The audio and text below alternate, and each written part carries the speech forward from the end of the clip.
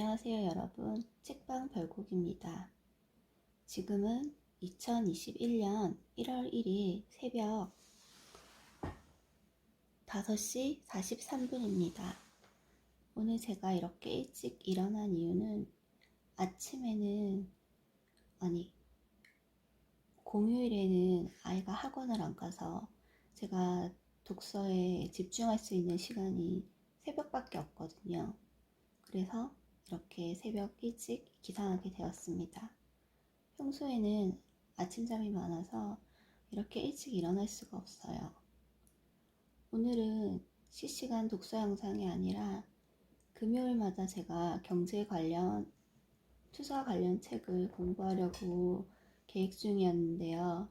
그래서 여러분들에게 경제 관련 책들을 오디오북으로 들려줄 생각입니다. 2021년 첫 번째 오디오북은 바로 데일 카네기의 인간관계론이에요.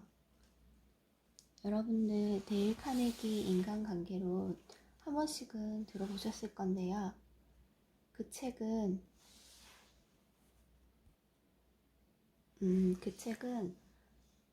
21세기 최고 개발서라는 말이 있더라고요.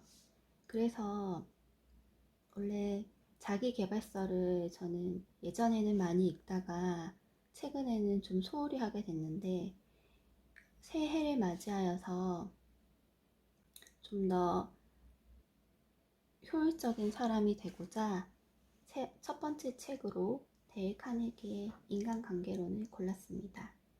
그럼 시작하겠습니다. 저는 밀리의 서재도 구독하고 있는데요. 밀리의 서재는 다양한 종류의 책들이 많더라고요. 데일 카네기의 인간관계론은 전 세계 6천만 부 판매된 최고의 인간관계 바이블이고 워런 버핏의 인생을 바꾼 사람을 다루는 핵심 원리가 적혀 있다고 워런 버핏이 얘기했대요. 그리고 성공하고 싶다면 친구를 만들고 사람들을 설득하라. 모든 성공은 사람과의 관계에서 시작된다. 라고 책 표지에 적혀 있어요. 지은이 데일 카네기는 1888년 미국에서 가난한 농부의 아들로 태어났다. 새벽 3시부터 농사일을 도와야 하는 어려운 환경 속에서도 배움에 대한 그의 열의는 식지 않았다. 카네기는 어렸을 때부터 사람들 앞에서 말하기를 즐겼으며 학교 토론팀에서 활발하게 활동했다. 그는 카네기 연구소를 설립해 인간 경영과 자기 개발 분야에서 기념비적인 업적을 남겼다. 특히 데일 카네기 인간관계론은 처음 출간된 이래 전 세계적으로 6천만 부 이상 판매된 최고의 인간관계 바이블이다. 카네기가 왜 이 책을 쓰게 되었는지 적힌 부분인데요.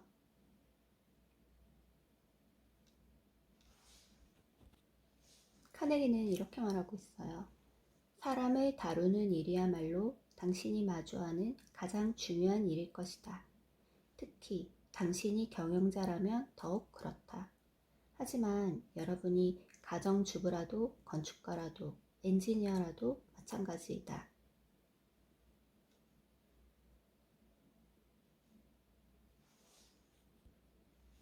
공학 분야에 가장 뛰어난 지식을 가지고 있는 사람이라고 해서 반드시 그 분야에서 최고 소득을 올리는 것은 아니라는 사실을 깨달았다.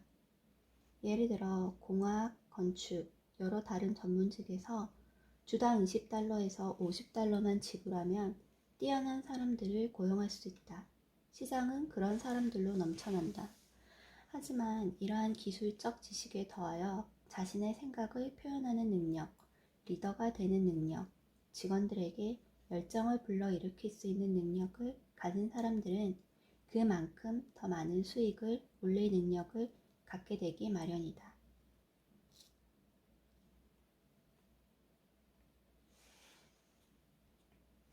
이 책을 잘 활용하기 위한 9가지 제안. 인간관계의 원리들을 정복하겠다는 깊고도 절실한 욕망을 가져라. 각 장마다 최소한 2번 읽은 후 다음 장으로 가라. 읽는 도중에 가능한 한 빈번하게 읽기를 중단하고 각 제안들을 어떻게 적용할 수 있을까 자문해보라. 중요한 아이디어는 모두 밑줄을 쳐라. 달마다 이 책을 다시 읽어라. 기회가 있을 때마다 책에서 배운 원리들을 적용해보라. 이 책을 매일 일상에서 마주칠 수 있는 문제들을 해결하는 데 도움을 주는 실용적인 핸드북으로 생각하라. 당신이 원리를 위반할 때마다 그것을 지적하는 친구에게 10센트나 1달러를 주는 식으로 당신의 배움을 재밌는 게임으로 만들어라. 주마다 당신이 얼마나 발전했는지 점검하라. 어떤 실수를 저질렀는지, 어떤 발전이 있었는지, 미래를 위한 어떤 교훈을 얻었는지를 자문해보라. 당신이 언제 어떻게 책의 원리들을 적용했는지 지속적으로 기록하라. 1부 사람을 다루는 기본적인 방법. 1장 꿀을 얻으려면 벌통을 걷어차지 마라. 1931년 5월 7일 뉴욕시에서는 역사상 가장 큰 화재를 불러일으켰던 범인 검거 작전이 절정으로 치닫고 있었다. 2주간에 걸친 수색 끝에 쌍권총 크롤리라고 불렸던 담배도 피지 않고 술도 입에 대지 않았던 총잡이 살인자가 웨스트엔드 애비뉴에 있던 애인의 아파트에서 포위된 상태였다. 150명에 달하는 경찰과 형사들이 꼭대기층에 있는 그의 의심처를 에워싸고 있었다. 이들은 지붕에 구멍을 내고 체류가스를 투입하여 경찰 살인범 크롤리를 몰아내려 했다. 주변 건물에는 기관총을 설치했다. 이후 1시간 이상 뉴욕의 고급 주택가에는 권총과 기관총 소리가 천둥처럼 울려 퍼졌다. 크롤리는 두툼한 의자 뒤에 쪼그려 앉아 쉴 새 없이 경찰을 향해 총을 쏘아댔다. 만여 명에 달하는 사람들이 흥분한 상태에서 이 전투를 지켜보았다. 뉴욕 길거리에서 이런 일이 벌어진 적은 없었다. 크롤리가 체포되었을 때 경찰국장 멀루니는 이 쌍권총 무법자야말로 뉴욕 역사상 가장 위험한 범죄자로 꼽힐만 하다고 선언했다. 멀루니는 그는 사소한 동기만으로도 주저하지 않고 사람들을 죽이려 듭니다. 라고 말했다. 하지만 쌍권총 크롤리 자신은 스스로에 대해 어떻게 생각하고 있었을까? 우리는 그 답을 알고 있다. 경찰이 아파트를 향해 총을 쏘아대는 와중에도 그는 관계자분께로 시작하는 편지를 쓰고 있었기 때문이다. 글을 쓰는 동안 상처에서 흘러나온 피로 인해 편지지에는 검붉은 흔적이 남았다. 이 편지에서 크롤리는 다음과 같이 썼다. 내 옷 안에는 피곤하고 지친 심장이 있다. 하지만 그 심장은 따뜻하다. 어떤 사람에게도 해를 끼치지 않고자 하는 심장이다. 이 일이 있기 얼마 전 크롤리는 롱아일랜드의 한적한 길에 차를 세워놓고 여자친구와 질펀한 애정 행각을 벌이고 있었다. 갑자기 한 명의 경찰이 나타나선 차에 다가가 말했다. 면허증 좀 봅시다. 아무런 말 없이 크롤리는 총을 꺼냈고 총탄을 퍼부어 경찰관을 쓰러뜨렸다. 경찰이 쓰러지자 크롤리는 차에서 뛰어나와 경찰의 총을 빼앗곤 쓰러져 있는 시신에 다시 한 발을 발사했다. 바로 이 살인자가 이렇게 말한 것이다.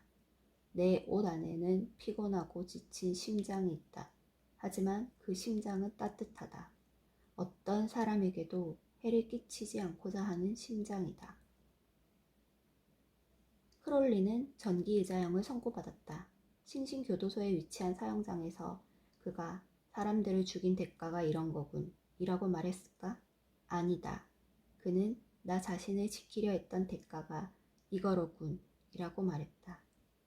이 이야기의 요점은 다음과 같다.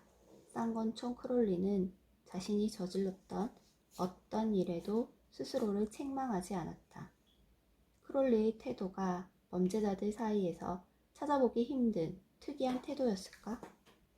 그렇게 생각한다면 다음 이야기에 귀 기울여야 할 필요가 있다. 저는 인생에서 가장 소중한 시절을 사람들에게 소소한 즐거움을 주는데 바쳤습니다. 사람들이 즐길 수 있도록 도왔죠. 그 대가로 제가 받은 것은 비난입니다. 범죄자라는 낙인이 찍힌 삶이고요. 알 카포네의 말이다. 그렇다. 미국의 가장 악명 높았던 공공의적, 가장 잔인한 깽단 두목이 이렇게 말했다. 카포네 역시 자신을 비난하지 않았다. 사실 그는 자신을 인정받지 못하고 오해나 받고 있는 공공의 은인이라고 생각했다. 뉴욕의 악명 높은 싱싱교도소의 소장이었던 로즈와 이 주제에 대해 몇 해 동안에 걸쳐 흥미로운 서신을 교환한 적이 있다.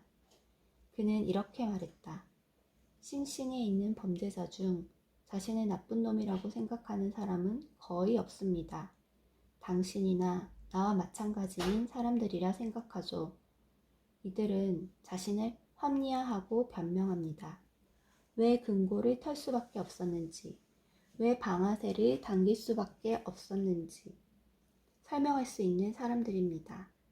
이들 대부분은 때론 오류투성이고 때론 합리적인 나름의 논리를 동원해서 자신들의 반사회적 행동에 대해 설명하고 심지어 스스로에게도 그 행위의 정당성을 납득시키려 합니다. 결론은 그들이 감옥에 갇히지 않았어야 했다는 주장으로 기결됩니다. 자신의 이름을 딴 백화점을 세웠던 존 워너메이커는 이렇게 고백한 적이 있다. 나는 이미 30년 전에 남을 꾸짖는 게 얼마나 어리석은지 깨달았다. 내가 가진 한계를 극복하려 애쓰느라 하느님이 지능이라는 선물을 공평하게 나누어 주지 않으셨다는 사실에 대해 투덜거릴 시간 따위는 없었다. 워너메이커는 일찍이 이 교훈을 익혔다. 하지만 나는 이 세상에서 30년도 넘게 실컷 헛물을 켠 다음에야 비로소 사람들은 아무리 잘못을 저지르더라도 그 어떤 일에 대해서도 자신을 비판하지 않는다는 생각을 어렴풋이나마 떠올릴 수 있었다. 비난은 아무런 쓸모가 없다. 사람들을 방어적으로 만들고 스스로를 정당화하도록 만들기 때문이다. 비난은 위험하다. 사람들이 소중히 여기는 자부심에 상처를 입히고 자존감을 훼손하며 적개심을 불러일으키기 때문이다. 독일군은 어떤 일이 일어난 후 즉시 그에 대한 소송을 제기하거나 비난을 하도록 허용하지 않는다. 억울한 일을 당한 병사는 다음 날까지 기다리며 마음을 가라앉힐 기회를 갖는다. 만일 즉시 소송을 제기한다면 오히려 천벌을 받는다. 시민사회에도 그와 같은 법이 있어야 한다고 믿는다. 푸념을 늘어놓는 부모, 잔소리하는 아내, 꾸짖는 걸 즐기는 공주, 그리고 모든 일에 대해 남 탓하는 고약한 무리들을 위한 법 말이다. 잘못을 저지른 사람은 자신이 아닌 다른 모든 사람들을 비난한다. 우리 모두가 그렇다. 그러니 당신이나 내가 당장 내일이라도 다른 어떤 사람을 비난하고픈 마음이 든다면 알 카포네를 기억하도록 하자. 비판이란 마치 전서구와 같다. 항상 자신에게 되돌아오기 마련이기 때문이다. 우리가 고쳐보려고 하고 비난하려고 하는 사람은 아마도 자신을 정당화할 뿐 아니라 도리어 우리를 비난할 것이라는 점을 깨닫도록 하자. 혹 착한 사람이라면 아마 더 잘할 수 없었다는 말로 그치겠지만 말이다. 링컨이 사람을 다루는데 성공했던 비결은 무엇이었을까? 나는 10년간 링컨의 삶에 대해 연구했고 3년을 꼬박 알려지지 않은 링컨을 쓰고 검토하는 데 바쳤다. 링컨의 성격과 가정생활에 대해 나만큼 꼼꼼하고 철저하게 연구한 사람은 세상 어디에도 없다고 자부한다. 나는 링컨이 사람을 다루었던 방식에 대해 특히 관심을 가지고 연구했다. 링컨은 타인에 대한 비판을 좋아했을까? 물론이다. 그는 비판은 물론이고 다른 사람들을 조롱하는 편지나 시를 써서 그 사람들이 발견할 만한 곳에다 떨어뜨려 놓곤 했다. 이 편지 중 하나가 링컨이 평생 잊지 못할 적개심을 불러일으켰다. 1842년 가을, 그는 제임스 실스라는 허영으로 가득 찬 아일랜드 출신 정치인을 조롱했다. 링컨은 스프링필드 저널에 익명 편지를 기고해 그를 비웃으며 놀렸다. 마을 사람 모두가 폭소를 터뜨렸다. 예민하고 자존심 강한 사람이었던 실스는 분노로 끓어올랐다. 그는 링컨에게 결투를 신청했다. 두 사람은 죽기까지 싸울 작정이었지만 싸움이 벌어지기 직전에 결투에 입회인들이 끼어들어 결투를 중단시켰다. 이 사건은 링컨의 삶 전체에서 가장 충격적인 일이었다. 사건으로 인해 링컨은 인간관계에 대한 소중한 교훈을 얻는다. 그 이후로 그는 다시는 다른 사람을 모욕하는 편지를 쓰지 않았다. 다시는 다른 사람을 조롱하지 않았다. 그때부터 그는 어떤 일에 대해서도 다른 사람들을 절대로 비난하지 않으려 했다. 링컨은 누구에게도 앙심을 품지 않고 모든 사람에게 너그러운 마음을 가지고 마음의 평정을 유지했다. 그가 좋아하는 말은 비판을 받지 아니하려거든 비판하지 말라였다. 자신의 부인과 다른 사람들이 남북 전쟁 중 남부 사람들에 대해 심한 말을 할 때도 링컨은 그들을 비난하지 마시오. 그들의 입장이었다면 우리도 그랬을 테니까 라고 응수했다고 한다. 하지만 동시에 세상에서 다른 사람을 비판할 기회가 가장 많았던 사람이 바로 링컨이었다.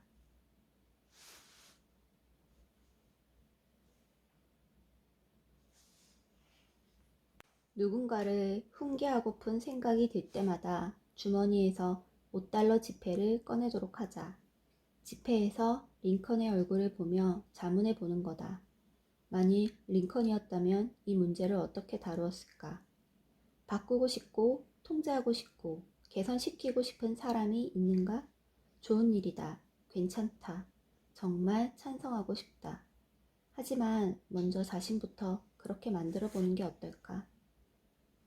순전히 이기적인 관점에서 보아도 자신을 바꾸는 것이 다른 사람을 고치려고 애쓰는 것보다 훨씬 더 유익하다.